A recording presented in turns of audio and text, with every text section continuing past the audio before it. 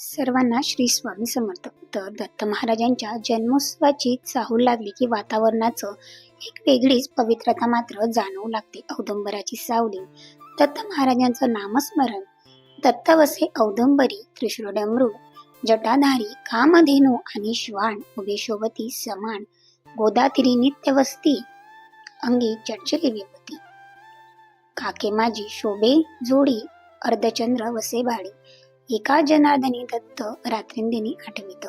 शांती ब्रह्म श्री संत एकनाथ महाराज म्हणतात, त्रिशूळ डमरू जटाधारी दत्त औदुंबराच्या खाली राहतो. उभी असलेली कामधेनू आणि श्वान सारखे शोभत आहे. त्यांनी गोदातिनावर नित्यवसी असून अंगाला विभूती म्हणजे भस्म लावलेली आहे. काखेमध्ये जोडी असून कपाळावर चंद्र आहे. जनार्दन रूपी जो दत्त त्याला मी रात्रंदिवस पाठवित आहे. बघा, अवधूत चिंतन श्री गुरुदेव दत्त. सर्वांना श्री स्वामी समर्थ. हाय नमस्कार, मी गायत्री पाटील तुमच्या सर्वांचे अगदी मनापासून स्वागत करते आपल्या युट्यूब चॅनलवर. तर बघता बघता इतक्या लवकर 7 दिवस मात्र निघून गेले आणि आज दत्त जयंती आहे. दत्त जयंती म्हटली म्हणजे इच्छा नसूनही आपल्याला 7 दिवसाचं पारायणाची सांगता जी काही आहे मात्र ती करावी लागते. तर आज पारायण संपणार होतं आणि उद्या मात्र सांगता होणार आहे.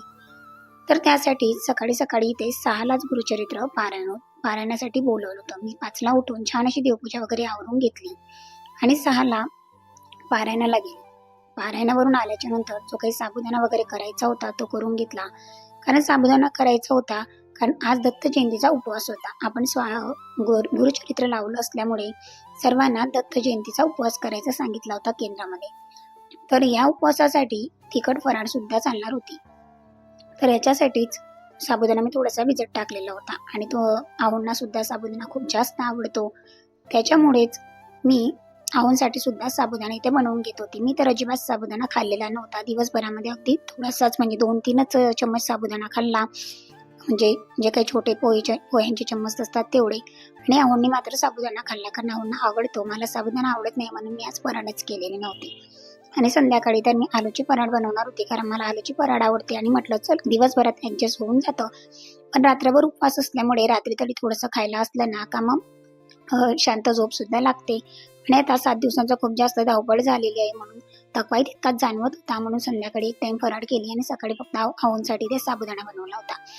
गुरुचरित्र वाचन झालं 6 नंतर आणि पुन्हा आम्ही 7-7:30ला घरी आलो आणि लगेच 9:30 पर्यंत बोलवलं होतं, कारण नवनाथ पारायण घ्यायचं होतं. म्हणून नावसाठी इथे साबुदाणा बनवला, आहोंचा आणि माझा. मी पुन्हा चहा घेतला, कारण थंडी तेवढीच आहे आणि आता थकवा सुद्धा जास्त जाणवत होता, कारण उपवास होता. 7 दिवसाचा शेवटचा दिवस होता. त्याच्यामुळे ही छान अशी साडी वेअर केली. तुम्हाला साडी कशी वाटली ते सुद्धा मला कमेंट्स करून सांगा. आणि इथे बघा, बऱ्यापैकी गर्दी जमलेली होती. हळूहळू सर्व काही येत होते आणि मग लगेचच इथे जे काही नवनाथ पारायण आहे त्याचं वाचन सुरू होतं. कारण या 7 दिवसामध्ये सर्व काही झाले, पारायण झाले, याग वगैरे झाले, पण नवनाथ मात्र राहून गेला. आणि इथे गुरुचरित्राचा 14 अध्याय आपल्याला इथे वाचायचा होता. तेच इथे आमचं वाचन मात्र सुरू होतं, कारण जेव्हा आपला दत्त महाराजांचा जन्म होता ना तेव्हा हा अध्याय वाचायचा होता आणि इथे आमचं वाचन सुरू होतं. आणि नंतर बघा, दत्त महाराजांसाठी इतकी सुंदर अशी दत्त जयंती होती, त्याच्यामुळे छान अशी रांगोळी सुद्धा दरबारात काढलेली होती. दरबार सुद्धा इतका छान असा सजलेला होता. पुन्हा आम्ही दुपारी आलो आणि थोडा जो काही प्रहर होता ना तो घेऊन घेतला, कारण सुरुवातीपासून छान अशी प्रहरची सेवा महाराजांनी आमच्याकडून करून घेतलेली होती. आणि म्हटलं चला शेवटचा दिवस आहे, मग आजचा दिवस कसा सोडायचा, आणि सोडायची इच्छा तर मात्र होत नव्हती. शरीर किती थकलं असलं तरी मन मात्र एक ऊर्जा दाखवत असतं की नाही, महाराज आपल्याला बोलवत आहे आणि आपण गेलेच पाहिजे. आणि या 7 दिवसामध्ये कोणत्याही कामासाठी किंवा कोणत्याही सेवेसाठी नाही हा शब्द अजिबात निघत नाही. म्हणून दुपारी छान असे घरी आले, पुन्हा थोडीफार कामे आवरली आणि 2 ते 3च्या दरम्यान प्रहर घेतला. आणि तुम्ही बघितला का दरबार इतका सुंदर दिसत होता ना, छान वाटत होतं, रांगोळी सुद्धा, आणि सर्व काही अगदी व्यवस्थित दिसत होतं. त्याचप्रमाणे 5ला घरी आली, पुन्हा 7:30च्या आरतीला जायचं होतं. तेवढ्या वेळामध्ये सत्यनारायण पूजन सुद्धा करायचं होतं. म्हणून सुरुवातीला आधीच सत्यनारायण भगवानचा जो काही प्रसाद आहे ना छोटा थोडासा तो बनवून घेतला, कारण जेवढा आपण बनवतो ना तेवढाच आपल्याला खायचा असतो. सत्यनारायणसाठी प्रसाद बनवून घेतला. इथे आज पौर्णिमा सुद्धा होती म्हणून कलश सुद्धा बदलवायचा होता. आणि हे सर्व काही होतं ना एकाच दिवशी आलेलं होतं, म्हणून थोडीशी धावपळ थोडी जास्त होती आधीच्या दिवसांपेक्षा सुद्धा. तर इथे पौर्णिमेचा कलश सुद्धा बदलवला. भाऊंना मी बाहेर पाठवलं होतं, म्हणजे पारायण झाल्याच्या नंतर मी थोडं बाहेर गेलेली होती आणि पाणी, नारळ वगैरे सर्व काही घेऊन आले, फुलं वगैरे. आज पौर्णिमा होती, मार्गशीर्ष महिना सुद्धा होता, म्हणून छान असा म्हणजे कलशासाठी, देवीसाठी छान असा गजरा सुद्धा आणलेला होता. तो सुद्धा मी इथे छान असा अर्पण केला. आणि बघा अगदी छान अशी उमललेल्या छोट्या छोट्या कड्या होत्या आणि गजरा इतका सुंदर दिसत होता ना.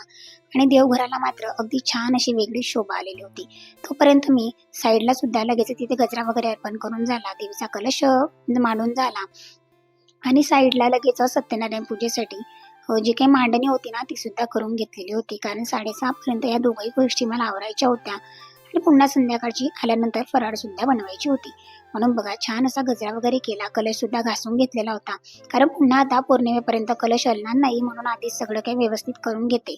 जे काही मनात हवं असतं ना ते मात्र देवी आणि महाराज करून घेतात. त्याच्यानंतर इथे सुद्धा पूजा मांडून घेतलेली होती.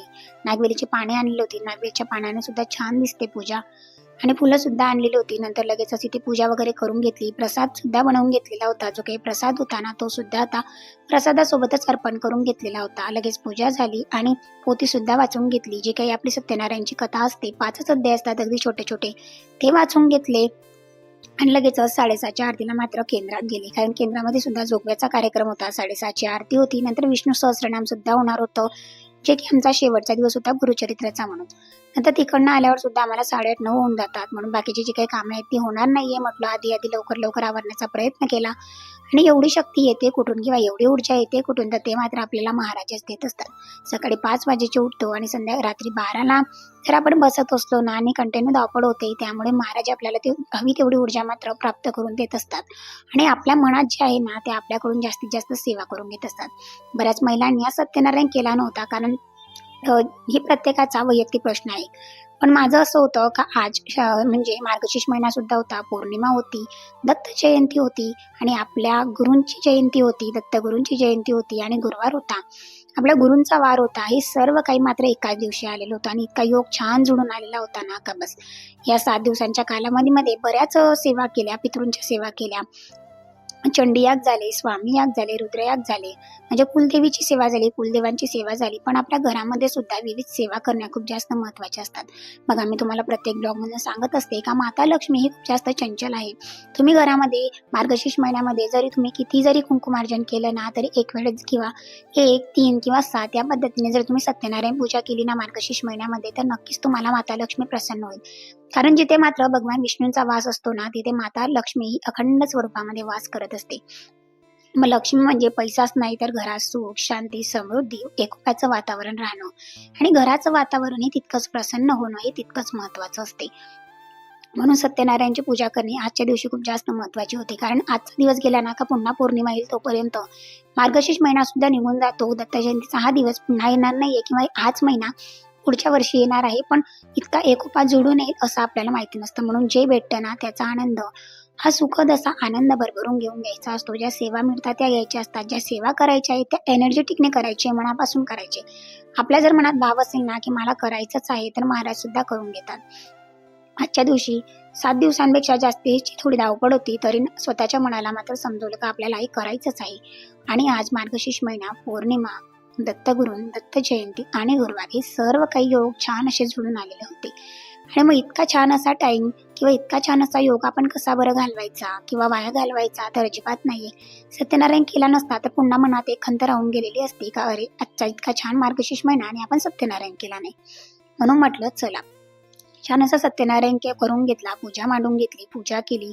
नंतर जे काही दिवे मी आणलेले होते दिवाळीला तेच आजूबाजूला लावून घेतले, कारण इतका सुंदर मार्गशीर्ष महिना आहे म्हणून छान असं देवींना सुद्धा आजूबाजूला दिवे लावले की छान वाटतं, पूजेमध्ये सुद्धा छान वाटतं आपल्याला. नंतर प्रसाद करून घेतला, तुळशीपत्र अर्पण केलं आणि ज्या पद्धतीने आपण प्रसाद दाखवत असतो, नैवेद्य अर्पण करत असतो त्याच पद्धतीने नैवेद्य वगैरे सुद्धा अर्पण केलेला होता. सकाळी साडी वगैरे वेअर केलेली होती, पण दुपारून मी ड्रेस घातला, कारण घरातली सुद्धा कामे आवरायची असतात आणि सत्यनारायण संध्याकाळी होता आणि तर लगेच सकाळी जर केला असता तर साडी सुद्धा राहू दिलेली असती.